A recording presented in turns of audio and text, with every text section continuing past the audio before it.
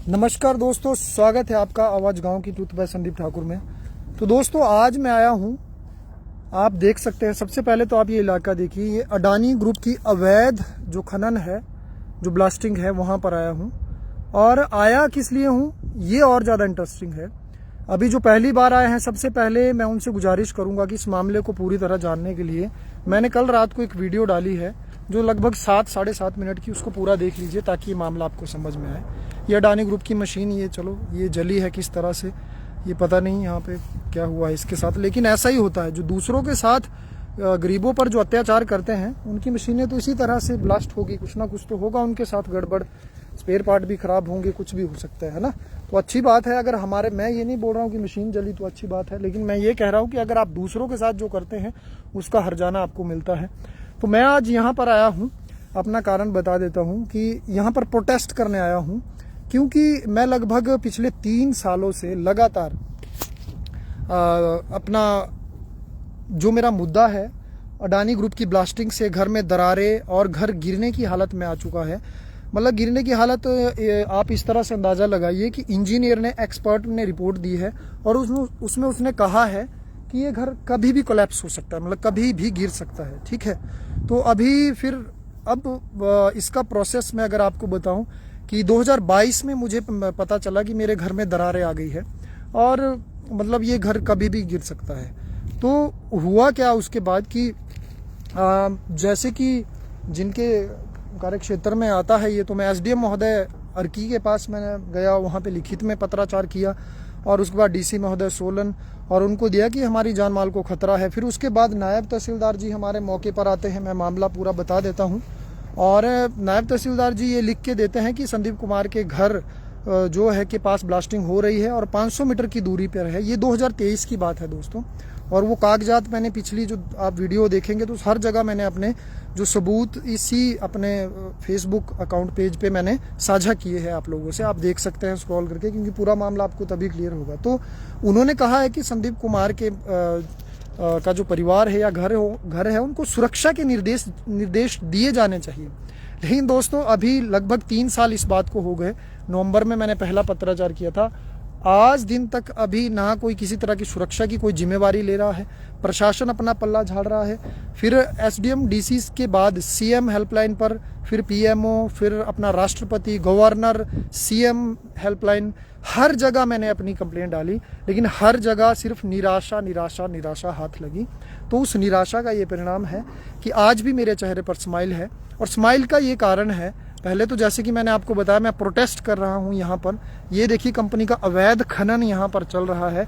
और अवैध खनन की परिभाषा अगर आप जानना चाहते हैं, ये नीचे मशीन देखिए, और नीचे यहाँ से ये माल लेकर जाते हैं। देखो मैं ये नहीं कह रहा हूँ कंपनी मेरी ज़मीन पर कर रही है, लेकिन जिस जगह पर ये काम चल रहा है मेरा घर इफेक्ट हो रहा है, मेरी जान खतरे में है। अकेली मेरी जान नहीं, मेरे परिवार की, मेरे जो पशु हमारा गौशाला है, पशु है, उनकी जान खतरे में है। और ये पर्यावरण का मामला भी है, और साथ में जो सटे गांव है, पूरा गांव खतरे में है दोस्तों। तो मैं ये कहना चाहता हूँ जो भी मेरे व्यूअर्स यहाँ पर आए हैं या पहली बार आए हैं, कि क्या आप हिमाचल में उठी एक आवाज़ को मरने देंगे, क्या दबने देंगे? आप लोगों की सिर्फ इतनी हेल्प चाहिए कि आप वीडियो को शेयर कीजिए, ताकि इस निष्क्रियता के बारे में, इस करप्शन को पूरी दुनिया के सामने, देश विदेश में पता चले कि किस तरह से अडानी ग्रुप धड़ाधड़ यहाँ पर रूल तोड़ रहा है और लोगों के जीवन, जान, माल के साथ खिलवाड़ कर रहा है। आम जीव जंतु और जो प्राकृतिक हमारे संसाधन हैं उन्हें नष्ट कर रहा है, बिना गाइडलाइन को फॉलो किए, और धड़ल्ले से अपना व्यापार बढ़ा रहा है। और किसके बल पर ये सब कुछ कर रहा है? क्योंकि जो जिनके पास इसकी जिम्मेवारी होती है, आम नागरिक की, जैसे कि मैं, मेरा परिवार या मेरे गांव में बसने वाले लोग, अब उन लोगों की जिम्मेवारी कौन लेगा? उनकी जिम्मेवारी दोस्तों आप सभी को पता है, चाहे नेचुरल डिजास्टर का मामला होता है, चाहे किसी की जान माल को खतरा है, तो एसडीएम और डीसी महोदय सबसे पहले इनके पास हमें जाना होता है। तो इनकी तरफ से कार्यवाही अगर मैं आपके सामने साझा करूं तो ये हुई कि मेरे मतलब 3 साल हो गए, अभी तक मेरे हाथ में सिर्फ पत्राचार आ रहे हैं और बार बार पत्राचार आ रहे हैं। और मजे की बात दोस्तों, जो पत्राचार आ रहे हैं, अब सबसे पहले नायब तहसीलदार जी ने लिख के दे दिया कि संदीप कुमार का जो घर है वो उसको खतरे में है और उसको सुरक्षा मुहैया करवाई जाए। और दूसरी बात, फिर उसके बाद जब इंस्पेक्शन के लिए कहा जाता है पीडब्ल्यूडी विभाग को, तो पीडब्ल्यूडी विभाग कहता है कि हमारा ये जोनर नहीं है, जबकि 1 साल उसको पता, 1 साल ये कागज मेरे हाथ में देते हैं और उस कागज में क्या लिखा होता है, काले अक्षर, जो मेरे लिए सिर्फ या आम जनता या पीड़ित के लिए या जिसके ऊपर अन्याय हो रहा है उसके लिए वो काले अक्षर भैंस के बराबर है। वो क्या लिख के देते हैं, वो लिखते हैं कि ये हमें पता ही नहीं है। मतलब उनके अधिकार क्षेत्र में आता है या नहीं आता है, तो ये पता करने के लिए पीडब्ल्यूडी विभाग को मतलब लगभग 9 महीने से 10 महीने का समय लग गया। ठीक है दोस्तों। अब उसके बाद मामला जाता है माइनिंग ऑफिसर सोलन के पास, क्योंकि उन्हीं की जुडिक्शन में भी ये आता है कि माइनिंग के जो कॉज है या किस तरह से जो घर के दरारें आई हैं उनका कारण क्या है ये जानते हैं। क्योंकि बार बार मेरे द्वार पत्राचार, और ये हुआ कब, जब राष्ट्रपति महोदय के दरवाजों तक मेरे पत्राचार पहुंच गए, तो राष्ट्रपति महोदय के द्वारा फिर डिस्ट्रिक्ट इंडस्ट्री शिमला को पत्राचार भेजे जाते हैं और डिस्ट्रिक्ट इंडस्ट्री जो शिमला है उन्होंने वो पत्र फिर एसडीएम कार्यालय अर्की और डीसी महोदय सोलन को भेजे और वो माइनिंग ऑफिसर को भेजते हैं कि आप पता कीजिए। अब माइनिंग ऑफिसर क्या करते हैं, अपनी कुर्सी पर एसी के कमरे में बैठकर ठंडी हवा में, और जहां पर लोगों को यहां पर सांस नहीं आ रहा है इस एरिया में, देखिए कि वो अपनी कुर्सियों में बैठकर माइनिंग ऑफिसर जी रिपोर्ट लिख कर दे देते हैं कि जो भी कहते हैं। अब वो मेरे घर पर नहीं आते हैं, मतलब उनको लेना देना नहीं है, उनको अच्छी हवा आ रही है, उनको खाने पीने के लिए माल बढ़िया मिल रहा है, वो उनको महीने की सैलरी मिल रही है, वो उनके काम की जिम्मेवारी क्या है वो उन्होंने पत्राचार में दी।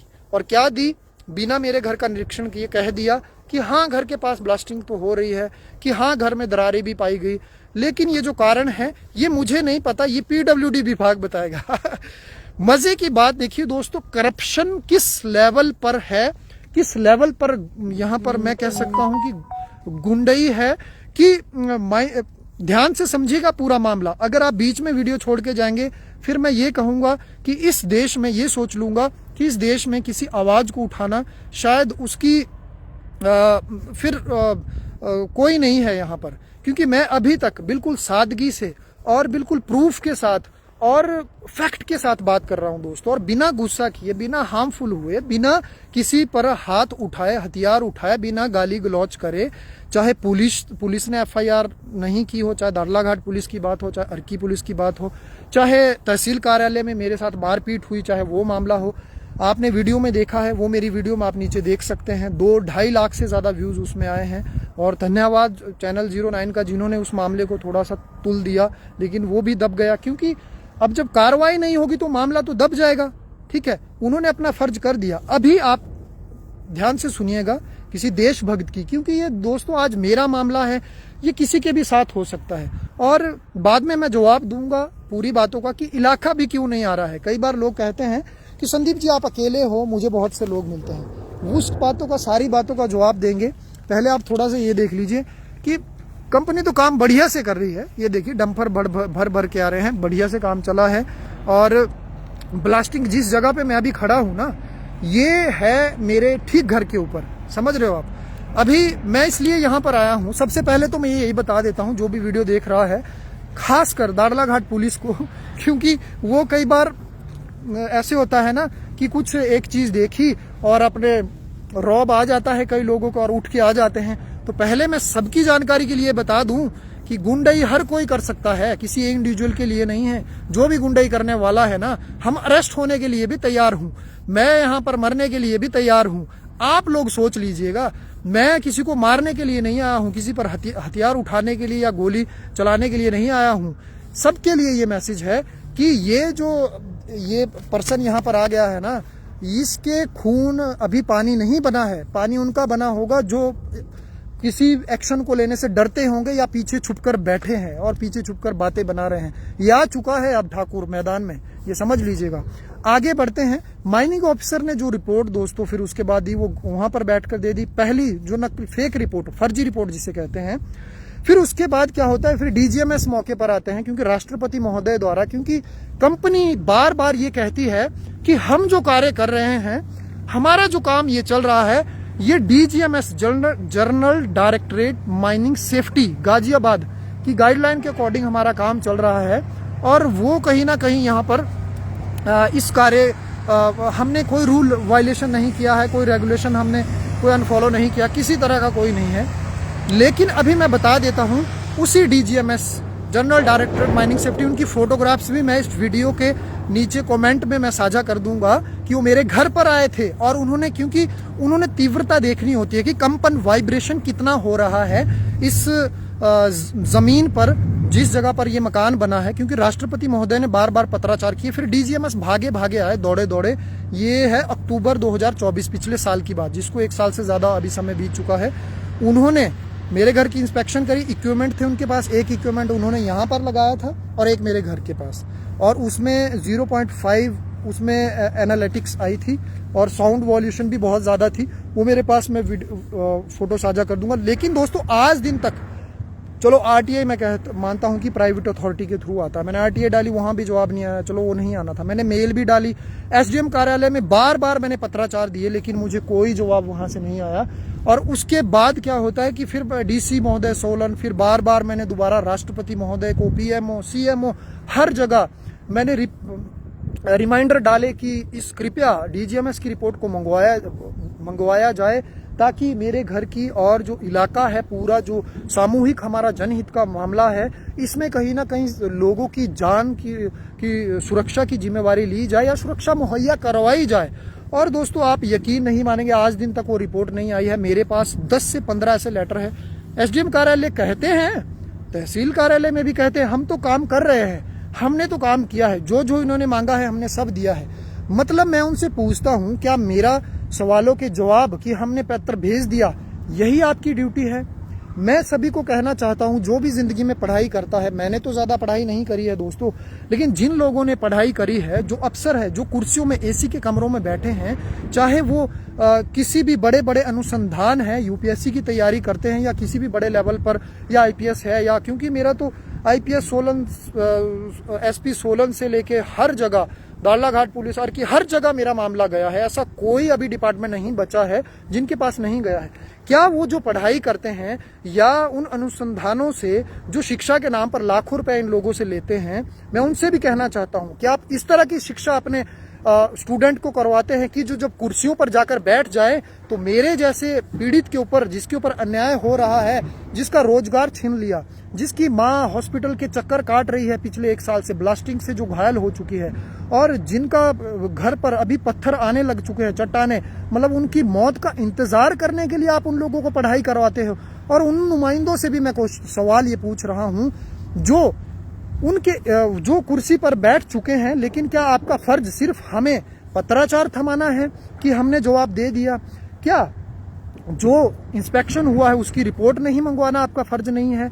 अब आगे बढ़ते हैं दोस्तों, कि उनके साथ साथ मीडिया का भी यहाँ पर चर्चा होनी चाहिए। मैं पूरे इलाके की मीडिया से पहले तो आग्रह करता हूँ कि वो आए और इस प्रोटेस्ट में, क्योंकि मैं अभी ऊपर के रास्ते तो आ चुका हूँ, लेकिन ये जो मेरे घर का नीचे का रास्ता है, ये रास्ता मुझे कम ही नजर आने वाला है। मैं आपको यहीं मिलने वाला हूँ, और मैंने एसपी सोलन और एसडीडीपीओ दाड़लाघाट पुलिस को मैंने ये मेल के थ्रू अवगत करवा दिया है कि मैं प्रोटेस्ट कर रहा हूँ और शांतिपूर्ण तरीके से कर रहा हूँ। तो इस बात का भी ध्यान रखें, कोई भी गुंडाई नहीं चलेगी। और आगे बढ़ते हैं दोस्तों, अब इसके बाद की मीडिया के बारे में, जैसे मैं कह रहा था, मीडिया भी आ सकती है, आपका वेलकम है। देखिए, मैं मानता हूं कि सबके ऊपर प्रेशर हो, क्योंकि जितने भी मैंने लोगों से बात करी थी, जब तहसील कार्यालय में मेरे साथ मारपीट हुई थी, तो सभी मीडिया का ये कहना था कि हमारे घर में शादी है, हमारे घर में डेथ हो गई है, हम अभी बिजी है, हम कॉन्फ्रेंस नहीं कर सकते। लेकिन मैं मीडिया को भी की भी मजबूरी समझता हूं, आप लोगों के ऊपर भी दबाव रहता है। देखो, मीडिया को गाली देना बहुत आसान है। मैं मीडिया को कह दूं कि मीडिया मिली है, मीडिया तो बस उनके, जैसे कि खान सर की मैं वीडियो देख रहा था कि उनको अगर सच में बुलाना हो ना, तो जो पॉलिटिशियन होते हैं ना, ये राजनेता दो कौड़ी के, इनके पांव के नीचे आप वो लगा दीजिए, घूस लगा दिए, चाटने के लिए आ जाएंगे, क्योंकि इनकी चाटते हैं, ठीक है। और उन्होंने तो ये तक कहा है कि ये इतनी शर्मनाक हालत है मीडिया की कि उनको शर्म मेकअप करके तो आ जाते हैं और इन हिंदू मुस्लिम या कोई और मुद्दों को उठाते हैं, लेकिन इस तरह के कोई जब मामले होते हैं उसमें नहीं आते हैं। उन्होंने बहुत कुछ कहा है, लेकिन मैं इस चीज को मैं ये नहीं कह रहा हूं कि उनका समर्थन करता हूं या नहीं करता हूं, ये भी नहीं कह रहा हूं। मैं सिर्फ इतना कह रहा हूं कि वाकई में कुछ मीडिया तो ऐसे है बीच में कि जो कहीं ना कहीं सच का साथ देते हैं, और उन्हीं मीडिया से मैं ये गुहार कर रहा हूं, क्योंकि एक दो के या 40-50 के करप्टेड होने से सबको गाली देना सही नहीं है। और मैं भी उन अधिकारियों को टारगेट या उन अधिकारियों के खिलाफ खड़ा हुआ हूं, टारगेट नहीं कर रहा हूं, विद सबूत प्रूफ, जिन जिन लोगों ने नेग्लिजेंस किया है इस मामले में, जिन लोगों ने लापरवाही की है और जो लोग भागे हैं। और रही बात आगे मेरे, अभी आप लोगों से एंड में मैं थोड़ा सा बता देता हूं कि फिर बाद में क्या होता है। सीएम हेल्पलाइन पे जब मैं कंप्लेंट करता हूं, आप देख सकते हैं पता नहीं 7 लाख कुछ 73,000 कुछ हजार कुछ मामले हैं जो संतुष्ट लिखे गए हैं। अब मैंने 3 वीडियो स्क्रॉल करके आप नीचे देखिए, चौथी वीडियो आपको मिल जाएगी, उसमें मैंने विद प्रूफ बताया है कि किस तरह से संतुष्ट है भाई। मेरे मामले में जब सीएम हेल्पलाइन पे कंप्लेंट होती है तो एसडीएम अर्की और डीसी महोदय सोलन द्वारा ये क्या किया जाता है कि बिना मौके का निरीक्षण किए, एक बार माइनिंग इंस्पेक्टर आते हैं, मुझे फोन करते हैं कि आप कहाँ हैं। मैं कहा मैं एसडीएम कार्यालय अर्की हूँ। मैं तो अर्की के ही कार्यालय के या एसडीएम के या इन अधिकारियों के कार्यालयों की धूल चाट रहा हूँ, 2.5 सालों से न्याय के लिए गुहार कर रहा हूँ, मैं तो वहीं हूँ।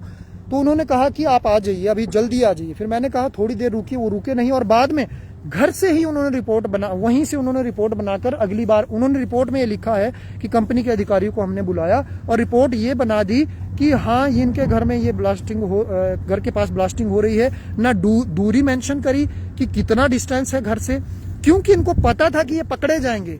नायब तहसीलदार जी ने 2023 में 500 मीटर दूरी पहले ही बता दी थी, और इसलिए सीएम हेल्पलाइन पर इन अधिकारियों ने जानबूझकर इस बात को छुपाया कि कितने डिस्टेंस पर ये ब्लास्टिंग हो रही है।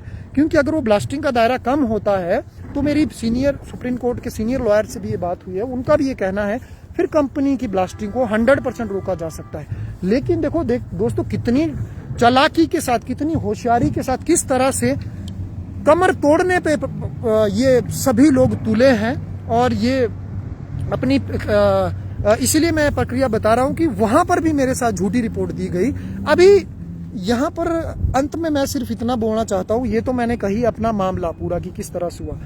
अब अंत में अब आने का कारण क्या है। देखो दोस्तों, मैं मानता कि मैं पहले चंडीगढ़ में एमएनसी में अच्छा काम कर रहा था, लाखों रुपए इनकम थी महीने की, 18 लाख की थार मेरे पास गाड़ी थी, टॉप मॉडल कन्वर्टेबल, और वो मुझे सारा सब कुछ अपना चलाया धंधा छोड़कर, पहला क्राइसिस में मेरे परिवार और मेरी जिंदगी में due to Adani group blasting, due to failure administration, due to failure सरकार को भी बोल सकते हैं, नेताओं को भी बोल सकते हैं, क्योंकि मैं लोकल जो भी है स्थानीय एमएलए है, मैं संजय अवस्थी जी के पास 2 जुलाई को गया था अर्की में, और उन्होंने मुझे ये आश्वासन दिया था कि संदीप जी आप मेरे पास पहली बार आए हैं, और जन समूह में मैं गया था और मेरे पास उस चीज के गवाह भी है।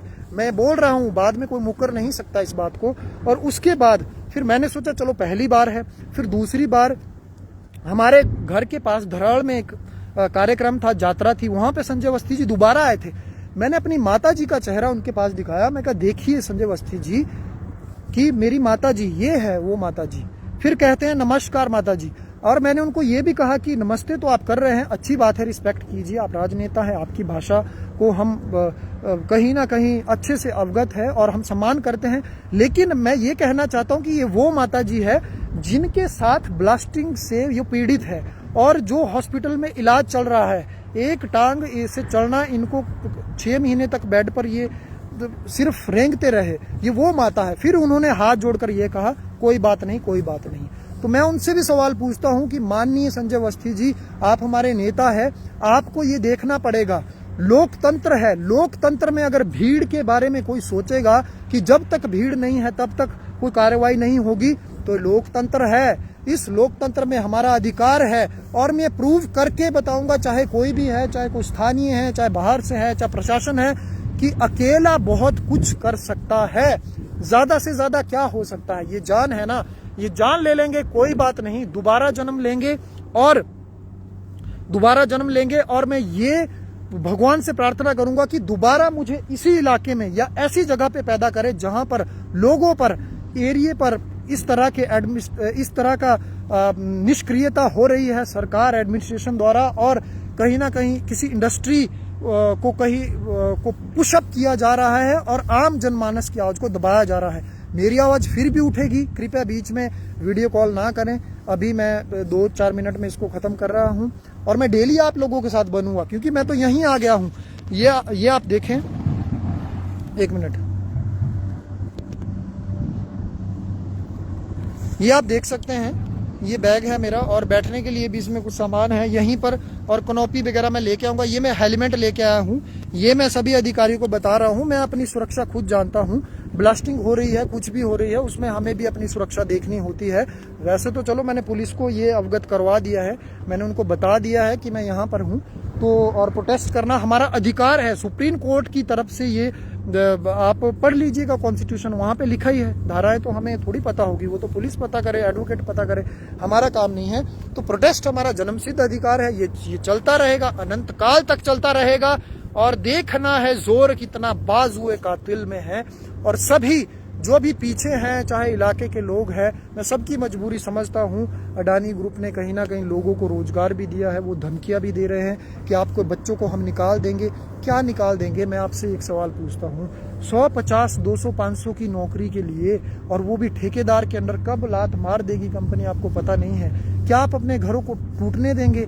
क्या अपने बच्चों के लिए अपना भविष्य आप इस तरह से छोड़ के जाएंगे?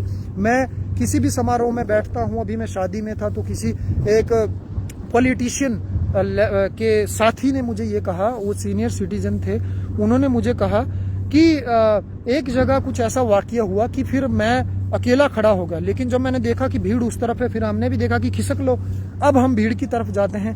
इस वहम से बाहर निकल जाइए और वहम में ना रहें।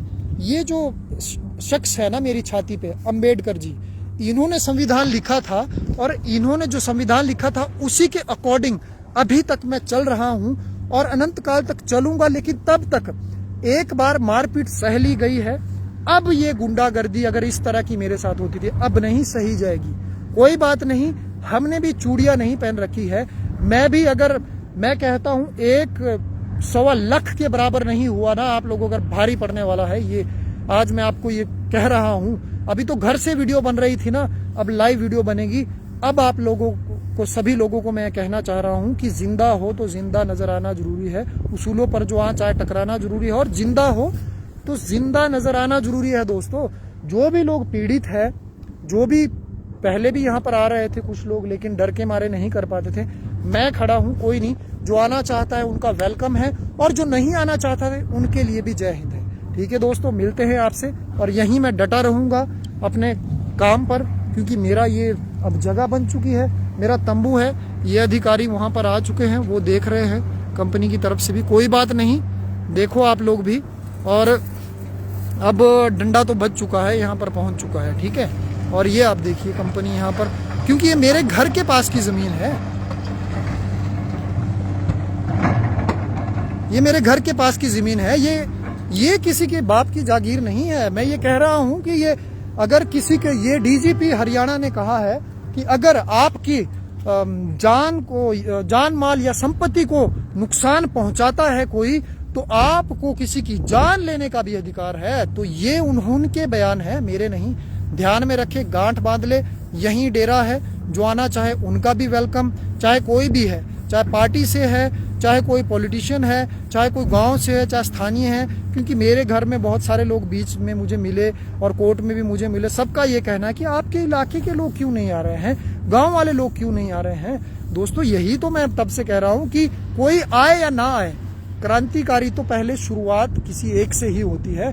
आएंगे, किसी को बुरा कहना आसान है, चाहे मीडिया हो चाहे कोई और हो, सबको कार्रवाई करनी पड़ेगी। डटे रहेंगे, मिलते बना रहूंगा मैं इस मैदान में अब कंटिन्यू, और वापसी का रास्ता अब मेरा नहीं है।